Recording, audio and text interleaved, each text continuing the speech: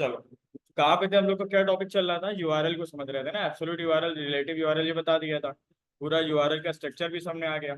अब एक चीज समझो, जैसे फॉर एग्जांपल अगर किसी को डोमेन या होस्टिंग वगैरह बाय करनी है, तो वो कहाँ से कर सकता है, उसको ये जान लेना चाहिए। डोमेन अगर आपको खरीदना है तो आपके पास,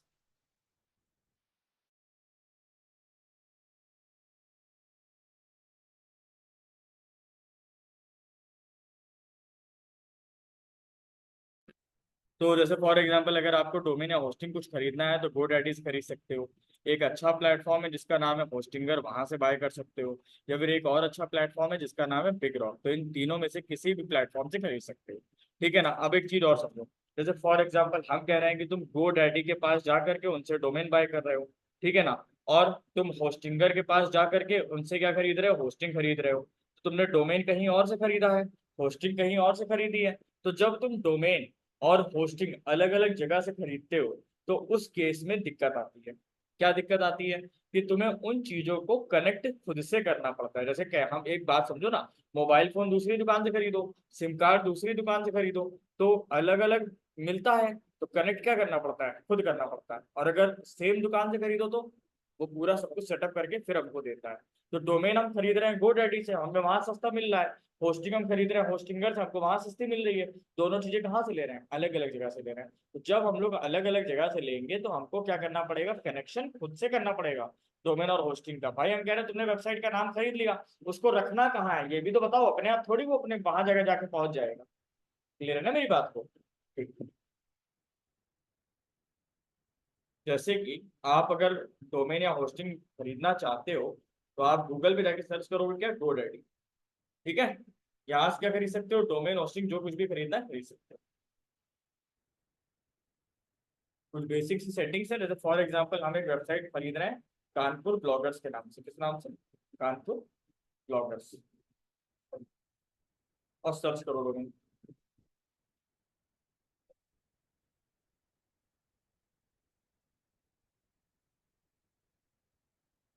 ठीक है ना। कानपुर ब्लॉगर .com, ये कितने का है, 949 का है। अगर ये अवेलेबल होगा तो कहेगा एग्जैक्ट मैच इसका अवेलेबल है।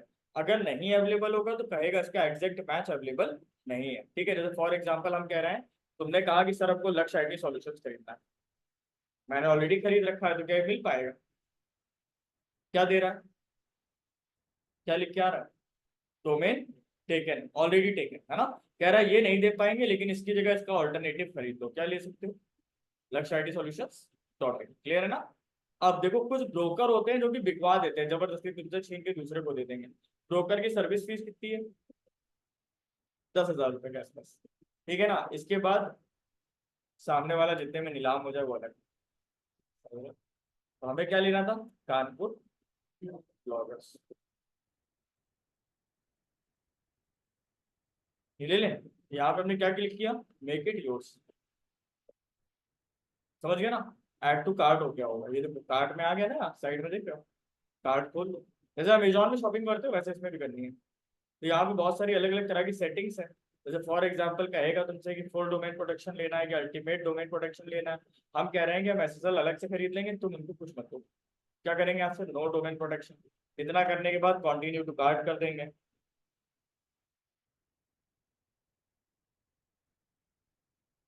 ठीक। उसके बाद यहाँ से तुम कहेगा 3 साल के लिए लेना है, हम कहे नहीं हमको 1 साल के लिए लेना है। समझ गया ना। 1 साल का कितने का दे रहा है, समझ गया ना। और जो तुमको पता है कि तुमको किसी वेबसाइट के डोमेन को रन करना ही है, तो हम कह रहे हैं एक बार में ज्यादा समय के लिए ले लो, वरना हर साल रिन्यूअल का झंझट। समझ रहे हो ना, मैं लेता हूँ तो 2 साल 3 साल के लिए इकट्ठा ले लेता हूँ, खत्म, मतलब करने ही ये काम। तो फिर बार बार हम इसी बात का ध्यान रखें। अच्छा होता क्या है, मान लो कल को रिन्यूअल डेट पे रिन्यूअल नहीं करा पाए, पूरी वेबसाइट उड़ा देते हैं, फिर से पूरी बनाओ। समझ रहे हो ना बात को। ये देख रहे हो, लक्ष्य आईटी सॉल्यूशन वाली वेबसाइट तीसरी बार बनी है,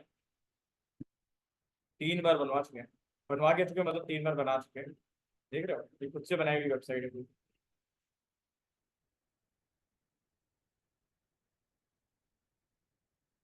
समझ पा रहे हो ना बात को, क्या बताना चाह रहे हैं, ये ऐसा लिखा। ठीक। तो फिलहाल होपफुली काफी सारी बातें तुम लोग को आज समझ में आई होंगी, यूआरएल वगैरह भी समझ में आ गया, डोमेन होस्टिंग कहाँ से कैसे क्या बाय कर सकते हो ये भी समझ में आ गया। फ्रंट एंड बैक एंड भी समझ में आया होगा। अच्छा, स्टैटिक और डायनेमिक वेबसाइट नहीं बताया। What is static website and what is dynamic website? Static website का मतलब होता है एक ऐसी वेबसाइट जिसका जो कंटेंट है बेटा वो फिक्स रहता है। मान लीजिए उसको चाहे हम ओपन करें चाहे आप ओपन करो, दुनिया में कोई भी ओपन करे उसका कंटेंट क्या रहेगा, सेम रहेगा। जैसे मेरी लक्ष्य आईटी सॉल्यूशंस की वेबसाइट, उसको क्या रहेगा, कंटेंट हमेशा फिक्स रहेगा। वो कैसी वेबसाइट होगी, स्टैटिक। डायनेमिक का मतलब क्या है, जिसमें डायनेमिक चेंजेस होते रहे। तुम खोलो तुम्हें कुछ और दिखे, तुम खोलो तुम्हें कुछ और दिखे, तुम खोलो तुम्हें कुछ और दिखे। ऐसा क्यों होता है, इसका रीजन पता है? इसके पीछे भी कॉन्सेप्ट काम करता है डिजिटल मार्केटिंग का। इसके पीछे क्या कॉन्सेप्ट काम करता है? आज की डेट में वो व्यक्ति महीने का 50,000 रुपए का आदमी है जिसको website development plus digital marketing इतना आता हो। Reason is that website development plus digital marketing आपको महीने के 50,000 रुपए आराम से दे सकती है, सुकून से। कहीं नहीं गया आपका। पता है, किसी भी कंपनी या किसी भी ऑर्गेनाइजेशन में जब आप काम करते हो ना, तो वहाँ आपकी डिग्रियां काम नहीं आती हैं। वहां पे सिर्फ आपकी स्किल्स और हुनर काम आता है। ये नहीं कहा जाता है कि डिजिटल मार्केटिंग का काम डिजिटल मार्केटिंग वाला एम्प्लॉय रखो वो करेगा, वेबसाइट डेवलपमेंट का काम वेबसाइट डेवलपमेंट वाला एम्प्लॉय करेगा। कोई फायदा नहीं ये सब बेकार की बातें करने का। हम कहते तुम ही सब कुछ करो, तुम्ही को सब कुछ आना चाहिए, तुम्ही उनसे सैलरी ले लो। तुम कह दो भैया हमको ये भी आता है, हमें ये भी आता है, आपके दोनों काम हम ही कर लेंगे, ठीक है ना? तो क्या हो जाएगा, तुम्हारी सैलरी अच्छी हो जाएगी, तुम्हारी अर्निंग अच्छी हो जाएगी। साथ ही साथ जब तुमको इतना आता है ना, तो ये समझ लो तुम्हें वेबसाइट डेवलपमेंट भी आता है, डिजिटल मार्केटिंग के थ्रू उसको प्रमोट करना भी आता है। तो जाहिर सी बात है, तुमको जब सब कुछ आता है तो तुम फ्रीलांसिंग प्रोजेक्ट्स भी उठा सकते हो, अच्छा कमा सकते हो। तो बहुत सारे रास्ते हैं। डायनेमिक का मतलब समझ गए, जिसका कंटेंट क्या होगा, चेंज होगा। और स्टैटिक का मतलब जिसका कंटेंट क्या है, जैसे अमेजोन को तुम खोलोगे तुम्हें कुछ और दिखेगा। तुम्हें मान लो हम कह रहे हैं कपड़ों में इंटरेस्ट है, हम कह रहे हैं इनको गैजेट्स में इंटरेस्ट है, हम कह रहे हैं इसको होम एसेसरीज में इंटरेस्ट है, हमको मोबाइल फोन या लैपटॉप में इंटरेस्ट है। तो जिसको जैसा इंटरेस्ट होता है अमेजोन उसको वैसा दिखाता है, क्योंकि वो बंदा वही प्रोडक्ट में इंटरेस्ट ही रखता है। क्लियर होगी मेरी बात? हाँ। अब फ्रंट एंड बैक एंड तो हमने समझा ही दिया, ठीक है ना? अब समझो मेरी बात आखिरी की। हम लोग HTML CSS जावास्क्रिप्ट इतना पढ़ेंगे फ्रंट एंड के अंदर, और बैक एंड में क्या पढ़ेंगे, PHP और MySQL। समझ गए ना? फ्रंट एंड में क्या क्या पढ़ने वाले हैं फिर से बता दो, HTML CSS और जावास्क्रिप्ट, और बैक एंड में PHP और MySQL। क्लियर है? और फ्रंट एंड में जब HTML CSS जावास्क्रिप्ट तुम लोग पढ़ोगे ना, तो CSS का फ्रेमवर्क होता है बूटस्ट्रैप, हम लोग उसको भी डिस्कस करेंगे। बूटस्ट्रैप, W3 CSS ये भी डिस्कस करेंगे, ठीक है ना? विदाउट फ्रेमवर्क हम लोग काम नहीं करेंगे, ठीक है? तो HTML के द्वारा क्या होता है, किसी भी पेज का स्ट्रक्चर आप लोग क्रिएट कर सकते हो, किसके द्वारा, HTML के द्वारा। CSS के द्वारा क्या होता है, किसी भी पेज का डिजाइनिंग आप कर सकते हो। जावास्क्रिप्ट के द्वारा क्या होता है, आप किसी भी वेब पेज को रिस्पॉन्सिव बना सकते हो। रिस्पॉन्सिव का मतलब ऐड टू कार्ट पे क्लिक करेंगे क्या होगा, बाय नाउ पे क्लिक करेंगे क्या होगा, ट्रैक ऑर्डर पे क्लिक करेंगे क्या होगा। हर एक चीज के पीछे जो एक क्यों आता है उसका जवाब क्या है, जावास्क्रिप्ट। ठीक है? PHP के थ्रू क्या होगा, डैशबोर्ड तैयार करेंगे, बैकएंड तैयार करेंगे। और SQL के द्वारा क्या होगा, डेटाबेस बनाएंगे। SQL के द्वारा क्या करेंगे, डेटाबेस बनाएंगे। जैसे फॉर एग्जांपल हम कह रहे हैं ये मेरी वेबसाइट है, हाँ है ना? ऊपर एक ऑप्शन आ रहा है सेंटर लॉगिन, ऊपर एक ऑप्शन आ रहा है सेंटर लॉगिन, एक आ रहा है स्टूडेंट लॉगिन। स्टूडेंट लॉगिन कब हो पाएगा, जब हम स्टूडेंट का आईडी पासवर्ड देंगे। और स्टूडेंट का आईडी पासवर्ड जनरेट कहाँ पे होगा, बैकएंड में। तो बैकएंड पे मैनेज भाई डेटाबेस से डेटा आएगा ना, डेटाबेस में ही तो डेटा जाएगा, हाँ है ना? और डैशबोर्ड अभी जो हम खोल के दिखा रहे हैं वो किसके थ्रू बना होगा, PHP के द्वारा। नहीं आया, अच्छा डाले ही नहीं।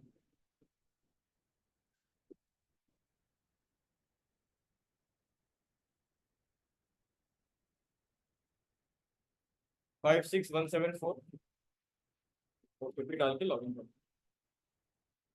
अब ये क्या खुल गया वेबसाइट का, डैशबोर्ड और बैकएंड एडमिन पैनल जिसे कहते हैं। ये क्या खुला है, मेरा एडमिन पैनल खुला है ना। यहाँ पे जाऊंगा मैं स्टूडेंट्स के रिकॉर्ड्स को मैनेज करूंगा, ठीक है ना? किसी स्टूडेंट को डिलीट करना है यहाँ से डिलीट ही कर देंगे। ये रही हर स्टूडेंट की आईडी, और ये रहा हर स्टूडेंट का पासवर्ड। तुम लोग जैसे पढ़ रहे हो, तुम लोग को भी पोर्टल मिलेगा। जैसे देखो कोई सचिन पटेल नाम का बच्चा पढ़ रहा है, उसकी ये है आईडी, ये है उसका पासवर्ड। क्लियर है ना? अब ये आईडी पासवर्ड जब हम बच्चे को देते हैं तो वो जाके स्टूडेंट लॉगिन में अपना लॉगिन करता है, तो उसका एडमिन पैनल खुलता है। तो एडमिन पैनल खुलने का जो कॉन्सेप्ट है वो किसके थ्रू तैयार होगा, हमारा PHP के थ्रू। और PHP से बैकएंड तो तैयार कर लोगे, डेटा तो डेटाबेस पे ही जाएगा ना, SQL पे या ओरेकल पे, तो डेटाबेस भी पढ़ना पड़ेगा। क्लियर हो गया, समझ में आया क्या क्या पढ़ने वाले कोर्स के अंदर? तो होपफुली आज की क्लास में जो भूमिका हमने बनाई है, जो ओवरव्यू हमने दिया, उससे बहुत सारी चीजें क्लियर हुई होंगी और समझ में आया होगा। हाँ है ना? दिव्या कोई दिक्कत? No sir. क्या क्या सीखा आज की क्लास में दिव्या, एक बार जरा फटाफट से रिकैप करा दो। Sir domain hosting, web browser, web server, हाँ यूजर्स, डाटाबेस, स्टैटिक और डायनेमिक वेबसाइट्स क्या होती है। हाँ और सर HTTP, HTTPS, हाँ यूआरएल डोमेन को बाय कैसे करते हैं, और एचटीएमएल में हम क्या बनाते हैं, एससीएसएस में क्या बनाते हैं, जीएस में क्या बनाते हैं। वेरी गुड, मतलब तूने बहुत ईमानदारी से पढ़ा है, सब कुछ बता दिया तूने। तो अभी कल से हम लोग ना HTML का प्रैक्टिकल शुरू करेंगे सीधा, ठीक है। From tomorrow we will start क्या, HTML का प्रैक्टिकल सीधा, ठीक है ना। कल से शुरू करेंगे सीधा प्रैक्टिकल क्लासेस, HTML शुरू हो जाएगा कल से, ठीक है। सर आज जैसे कि आज का जो सेशन था इसका वीडियो मिल जाएगा?